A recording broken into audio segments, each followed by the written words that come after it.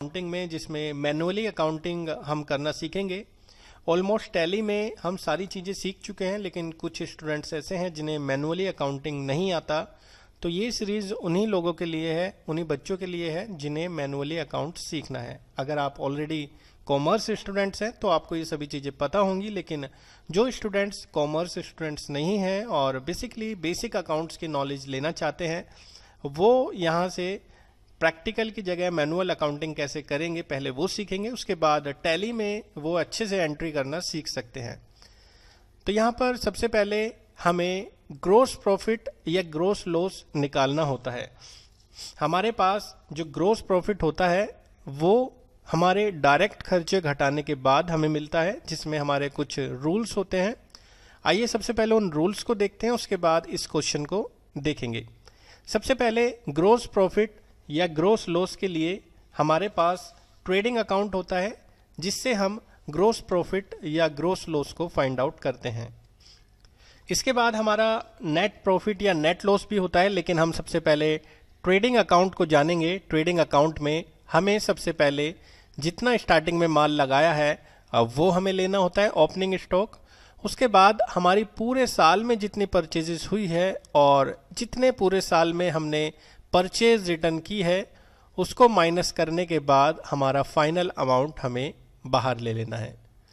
उसके बाद कंपनी के पूरे फाइनेंशियल ईयर में एक साल में जितने भी एक्सपेंसेस हैं, डायरेक्ट एक्सपेंसेस ओनली, वो हमें लेने हैं। वो कैरेज हो सकता है, फ्राइट हो सकता है, डॉक चार्जेस या फैक्ट्री से रिलेटेड कोई भी एक्सपेंसेस या लाइट फ्यूल, कोल, गैस, वाटर, ऑयल, कुछ भी हमारे फर्म में जो भी डायरेक्ट एक्सपेंसेस हुए हैं उन सभी को जोड़ते हुए आपको फाइनल अमाउंट ले लेना है बाहर।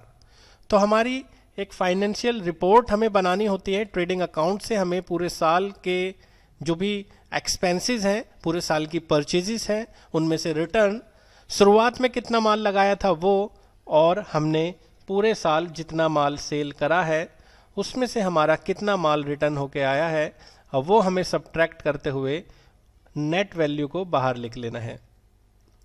अगर फर्म की डायरेक्ट इनकम है जो कि सिर्फ पार्टनर सैलरी होती है तो वो भी हमें शो कराना है तो करा सकते हैं। वैसे ये ट्रेडिंग अकाउंट में शो नहीं कराते, लेकिन डायरेक्ट इनकम हम ले सकते हैं अगर वहाँ पर रिपोर्टिंग के अंदर हमें शो कराना है। क्लोजिंग स्टॉक पूरे फाइनेंशियल ईयर खत्म होने के बाद एंड ऑफ द डे 31 मार्च जिसे हम बोलते हैं, क्योंकि हमारा जो क्लोजिंग स्टॉक है वो 31 मार्च में होता है। स्टार्टिंग जो हमारा होता है ओपनिंग स्टॉक वो हमारा 1 अप्रैल से होता है, और उसके बाद हम यहाँ पर फाइंड आउट करते हैं प्रॉफिट या लॉस। अगर हमारी सेल साइड ज़्यादा होती है तो हमारा प्रॉफिट निकल के आता है, और अगर हमारा परचेजिस साइड ज़्यादा होती है तो हमारा लॉस निकल के आता है। सपोज एग्जाम्पल, इन सभी को हमने जोड़ा और जोड़ने के बाद हमारा आ जाता है यहाँ पर 8000 रुपीज़ फॉर एग्जाम्पल, और इन सभी को हमने जोड़ा और जोड़ने के बाद हमारा आता है यहाँ पर 10,000 रुपीज़। तो ओवरऑल 10,000 में से जब हम 8,000 सब्ट्रैक्ट करेंगे तो हमारा जो कमी है यहाँ पर 2,000 की, वो कहलाएगा हमारा ग्रोस प्रॉफिट। सेम एज अगर डिफरेंट होता है, सपोज यहाँ 8,000 है और यहाँ आता है 6,000, तो उस केस में हमें मिलेगा यहाँ पर 2,000 का ग्रोस लॉस।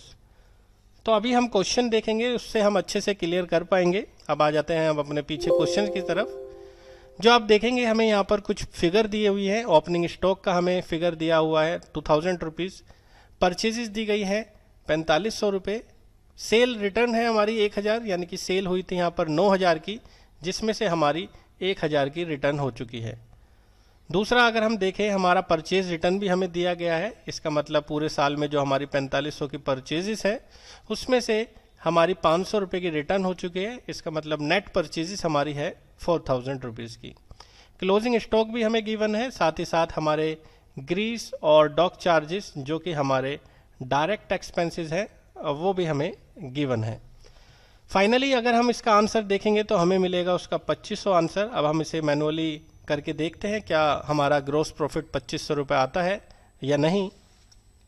तो जैसा अभी हमने फॉर्मेट देखा था उसी के अकॉर्डिंग हम यहाँ पर अमाउंट फिल कर देते हैं। हमारा जो ओपनिंग स्टॉक है वो है 2,000 रुपये का, परचेजेस हमने करी है 4500 की, जिसमें से हमने नेट परचेज अगर निकालने की देखें तो 500 रुपये की तो हमारी वहाँ पर रिटर्न हो चुकी है।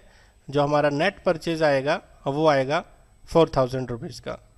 डायरेक्ट एक्सपेंसेस में हमारे पास डॉक चार्जेस और ग्रीस है। आप देखेंगे यहाँ पर ग्रीस और डॉक चार्जेस जो कि 400 और 300 रुपये हैं।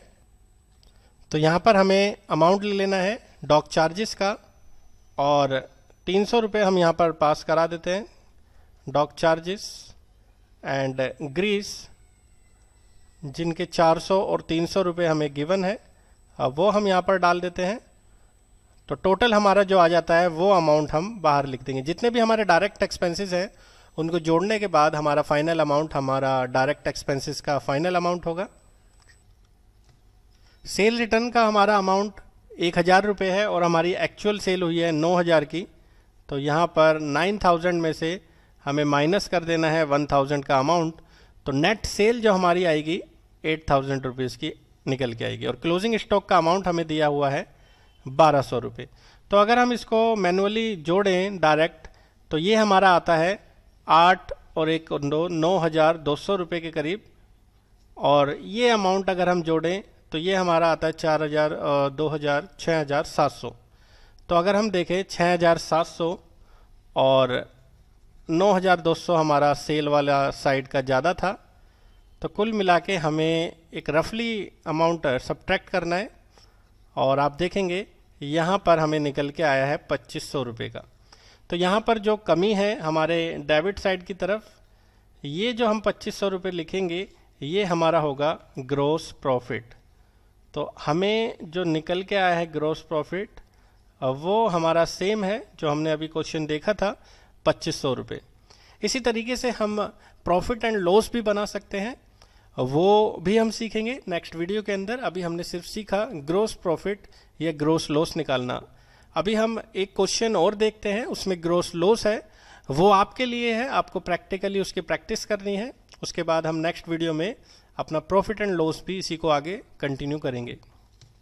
ये क्वेश्चन है आपका प्रैक्टिस के लिए। इसका आंसर आपको कमेंट बॉक्स में बताना है, जो भी आपका आंसर आएगा। जैसे ओपनिंग स्टॉक यहाँ पर गिवन है, आपको पता है ओपनिंग स्टॉक हमें कहाँ लेना है, क्लोजिंग स्टॉक हमें कहाँ लेना है, परचेजेस हमारा परचेजेस अकाउंट में आएगा, मैन्युफैक्चर हमारे डायरेक्ट एक्सपेंसेस हैं, कैरिज ऑन परचेज भी हमारा डायरेक्ट एक्सपेंसेस है, फैक्ट्री रेंट भी हमारा डायरेक्ट एक्सपेंसेस है और सेल अकाउंट में हमारा आएगा।